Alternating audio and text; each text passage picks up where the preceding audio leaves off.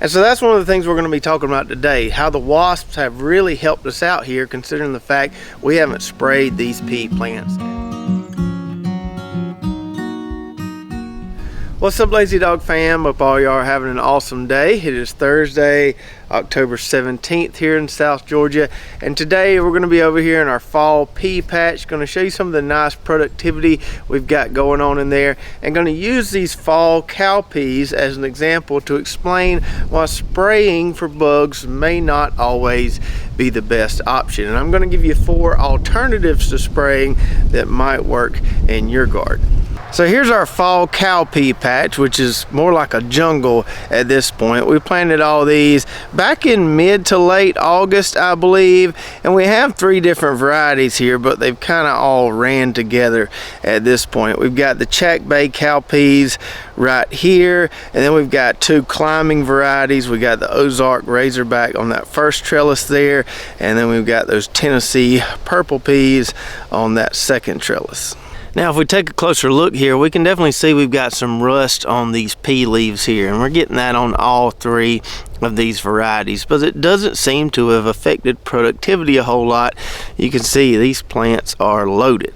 So we had 2 main goals with this fall cow pea planting. We wanted to be able to save some for seed so we could continue offering some of these great heirloom cow pea varieties on our site, but we also wanted to restock our freezer. Peas are really easy to freeze and preserve for later, so we wanted to do both with this particular planting here. And that's why you'll see some dried pods out there and some green pods. I haven't picked these at all yet, but I'm gonna start today. Now, typically with cow peas like this, you'll get anywhere from 2 to 4 good harvests over the lifespan of those plants. We'll just say 3 for an average there. And usually what a lot of people will do is take those first and second harvests and they'll use those for eating or freezing, whatever, and then take their last harvest, let those dry on the plants and save those for seed. But that's not what I've done here, and there's a good reason why. So I noticed early on, as some of those first pods were starting to develop, I had a little bit of pest pressure going on, not a ton, but a little bit from that P. curculio, which tends to plague us down here. So I noticed that some of those early pods did have some little sting marks on them from that P. curculio, but as we waited another week or so, that's when the wasps started to really show up. Now, you can't really see them out there today, usually later in the afternoons when they're really out there eating on those bad guys, but the wasps started to really show up. So I said, well, I'll let that first round of peas be my seed crop, and then once that pest gets significantly reduced, we'll save those later rounds of production for our eating. And so that's one of the things we're going to be talking about today, how the wasps have really helped us out here considering the fact we haven't sprayed these pea plants at all. But before we get into those 4 alternatives for spraying, let me go pull a couple dried pods from each variety so I can show you the differences and how beautiful these peas are. All right, so I pulled some dried and green pods for each variety so we can kind of compare them. So this is the Cow Pea variety here, and you can see once it's dried, kind of a tan to brown colored pea. Not a huge pea, but a really, really tasty pea. And then when we pick them green, that's what they look like there. If you take a look at those pods, you can see some of those sting marks on there that we were getting early on. Not bad at all. Still pretty manageable, still getting some really nice peas. And then right here we have the Ozark Razorback cow pea, and you can see why this is also called the calico cow pea. When they dry out, they got that nice calico coloration on them. When you pick them green, they're a lot bigger, and the calico coloration isn't quite as pronounced. It's a really tasty pea variety too.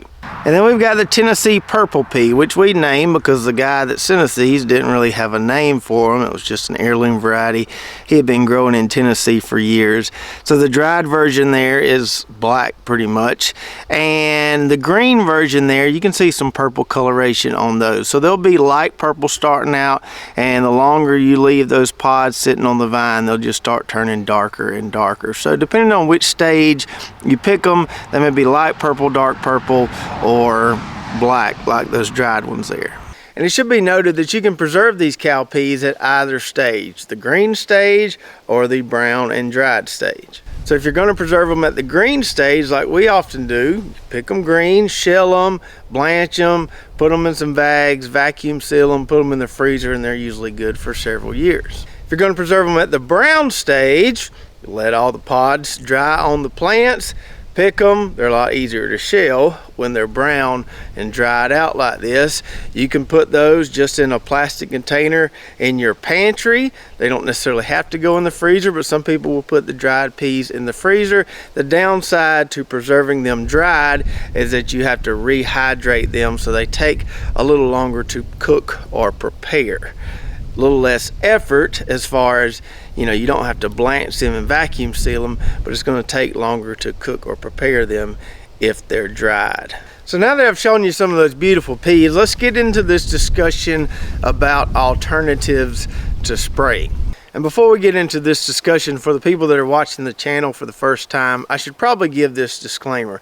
I'm not opposed to spraying by any means. I have done it for many years. I've just found recently, especially this year, I just don't have the time to do it. Usually the best time to spray your plants is late in the afternoons, right before dark or right when it gets dark. And I'm usually at football practice during those times. So I just haven't had time to spray my plants, but I've started to see some benefits from not spraying, which we're going to discuss today. So I'm not morally opposed to it. This is not some moral shift I've had about spraying plants, just giving you some of my experiences that I've noticed from not spraying. So the first alternative to spraying that I'm sure a lot of people are familiar with is hand removal. Now this is effective for larger pests. I think of things like tomato hornworms or squash bugs, things you can really easily see with the naked eye. And this works great if you've just got a few plants. You just got a few tomato plants, you've just got a few squash plants. You can walk out there daily as you're checking on your garden, check for those bugs, pull them off, squish them, put them in a bucket of water, however you want to eliminate them. But hand removal is not going to necessarily be feasible for every pest and every scale of backyard garden. For the pests that typically plague us on these cow peas here, they are a lot smaller than a squash bug. Hand removal, not really an option because they're so hard to see. Also, we've got so many peas planted here, even if we could see the pests, it would take way too long to go out there and remove them all by hand. Alternative number two is succession planting, and this is one we have used a lot over the years. I used it a lot this year, especially on squash and cucumbers. So this technique is all about not trying to milk every plant for every single fruit it can possibly produce. So we get that initial really good production, but once the pests start to come in there and gather on those plants and establish themselves and try to reproduce, we get rid of those plants and plant some more somewhere else. So we did that a lot this past year with squash. I think we planted 4, maybe even 5 rounds of summer squash. Didn't really spray them a whole lot. We just kept replanting, kept the pests from ever really establishing a strong presence on any given row or set of plants there. Now the caveat to this is you got to have enough garden space to do that succession planting. You really won't want to plant squash after squash after squash in a given year. You also need to effectively remove all that crop debris. You don't want to leave it there so those pests can continue to reproduce on those plants. But if you've got the space to do that kind of succession planting and you've got good crop removal practices, it is very effective. And then the third alternative to spraying is varying your planting times. Now this is going to require a little bit of understanding about the specific pests that's targeting your plants and the reproductive or growth cycles of that particular pest. Now you can research that, you can take a deep dive into the agricultural literature, or you can simply do your own experimentation. With these cow peas, for example, we have found that our pest pressure is way less when we grow these things in the fall as opposed to growing them in the spring. The pests that target these cow peas down here is really bad in the spring, not near as bad in the fall. So play around with your planting times. You may find that one season or one part of the year is better than others. These cow peas do a lot better in fall than spring, but if we take something like pumpkins, they do a lot better in spring as opposed to fall. So it's going to vary from crop to crop, and it's probably going to vary a little bit from one year to the next. So you may have to do this experiment over several years before you really get some conclusive data that tells you this is when you need to be planting a specific vegetable. And then lastly, the fourth alternative is letting those beneficial or predatory insects help you out. So last fall was the first time I had grown cow peas and not sprayed them. I had always been on a really tight spraying schedule because I knew of the pests that we can get on cow peas down here. But last fall, I had 2 of these 3 varieties behind me planted, and I just let them ride. And by letting them ride, what I noticed was that the wasp, or wasps, as the old timers around here call them, the wasp really came in and helped us out a ton. And so that got me thinking, maybe a lot of this spraying I was doing in the past, although mostly organic, was eliminating a lot of those beneficial predatory insects that could help me out with my pest management. So we did the exact same thing this year. We planted some fall cow peas, a good bit more than we planted last year.